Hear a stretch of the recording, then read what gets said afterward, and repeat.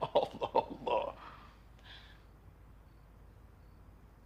Silahını eve sokma demedim mi sana Temur?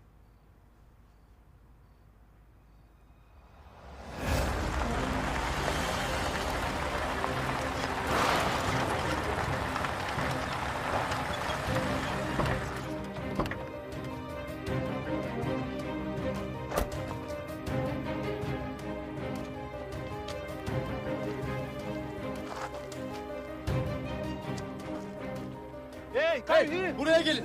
O yaşıyor. Gelin. Gelin.